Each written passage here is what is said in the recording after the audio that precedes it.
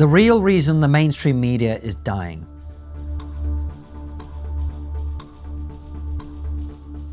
Much has been said and written about how this was the podcast election.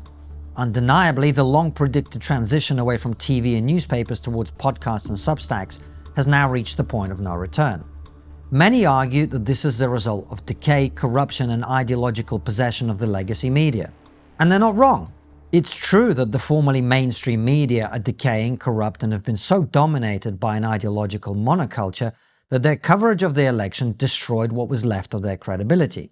If you think I'm exaggerating, look at this photograph, which has received extensive commentary on social media. 2 weeks ago, the man in the middle claimed that the man on the left organized a Nazi rally in the heart of New York City.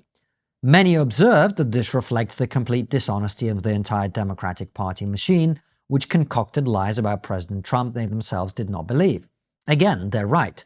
If the man in the middle really thought that the man on the left was Hitler, what would his behavior in this photograph say about him? But the interesting point here is not that politicians lie to win elections. At the risk of stating the obvious, it's hardly the Democrats alone who exaggerate and embellish. Politics is the art of convincing the greatest possible number of people that you're on their side while knowing that you will inevitably have to disappoint a large proportion of them. You can't please all of the people all of the time, but you have to pretend to try. The interesting point instead is what the media did when President Biden lied about the rally in Madison Square Garden, when he called Trump supporters garbage and smeared his opponent. The one thing they did not do is their job. They did not say, how dare the leader of our country compare his political opponent to Adolf Hitler?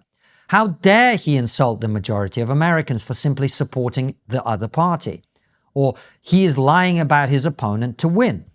Instead, they spread and amplified the lies. But the primary reason the media landscape is changing is actually not cultural, it's economic.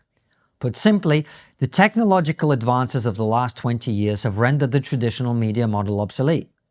What does a TV channel or a newspaper do exactly? It buys content produced by individual journalists, anchors, and presenters, and packages it together into a newspaper or TV programming. What is a newspaper or a day's worth of TV content?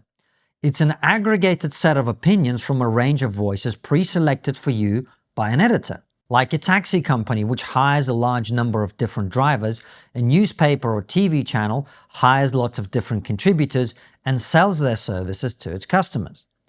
In the pre-social media era, this model made sense for everyone. The consumer had a manageable selection of content curated by a trusted authority. Writers and content creators had access to a large, otherwise unreachable audience, and the publication enjoyed the profits and influence conferred by the sum total of its audience and contributors. All three of these advantages no longer apply. For the consumer, we're living through the era of mass customization.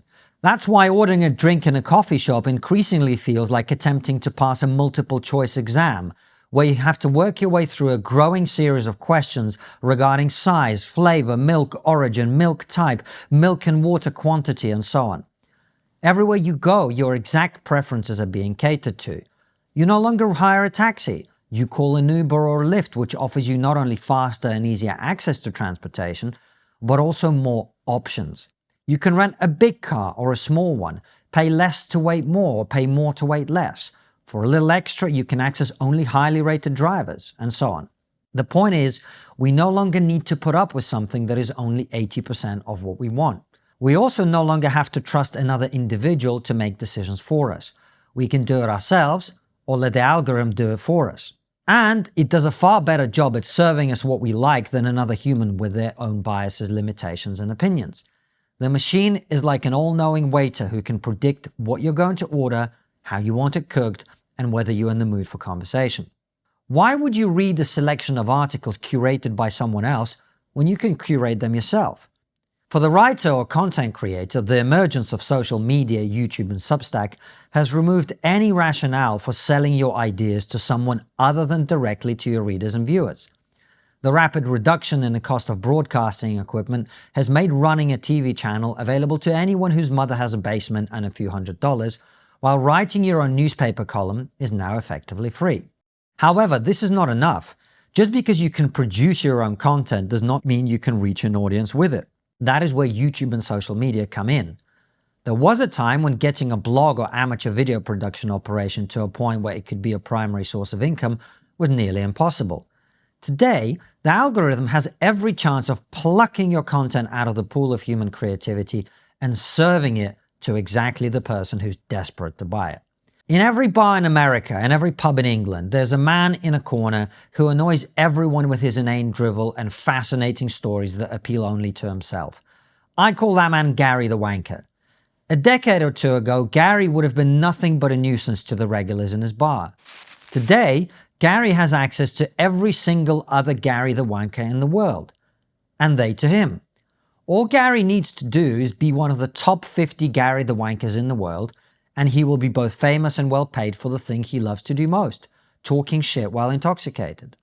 The result is that for the media company, both profits and reach are declining. A TV or newspaper editor is simply unable to provide the customized experience we now expect from everything, while writers and content creators are increasingly free of the need to operate via legacy media gatekeepers. As technology continues to advance, we will likely end up with a fully algorithmic but customizable informational menu which shows you top content from the various publications you follow and support. A clip from your favorite YouTube channel, TRIGGERnometry of course, an article from a Substacker you read, Konstantin Kisin, and social media posts from accounts you find interesting, all in one place. For better or worse, the future is one where you're going to have everything you want exactly how you want it. And that means a smaller and smaller role for the legacy media. If you enjoy these videos, remember they're available on my Substack days, weeks, sometimes months ahead of time. Click the link in the description, head on over there now and subscribe. I use Ground News every day to cut through the noise and find the truth. They gather articles from over 50,000 news sources around the world and help you break free from big tech algorithms and echo chambers, something that's incredibly important in our polarized time. Go to ground.news/trigonometry to see how it works. A feature I rely on is the blind spot feed, which highlights stories that are disproportionately covered by either the left or the right. With this, I know I'm never missing important news. It's great for recognizing your own biases and gaining a balanced perspective. Here's a story that is getting no coverage on the right whatsoever. Russia open to hearing Trump's proposals for ending the war, an official says. And here's one that doesn't appear in left-leaning outlets. Majority of Americans support Trump's plan to declare emergency at the border. Ground News helps you see the bigger picture with insights like the number of sources reporting, their reliability, and their bias distribution across the political spectrum. You can't get this type of news analysis anywhere else. Right now, TRIGGERnometry viewers can get 50% off their unlimited Vantage plan at ground.news/trigonometry. It's the best deal of the year and includes all the features we've mentioned here and more. Already a subscriber, you can gift Ground News to friends or family at 50% off. Your subscription helps Ground News bring transparency back to the media, which is something I fully endorse.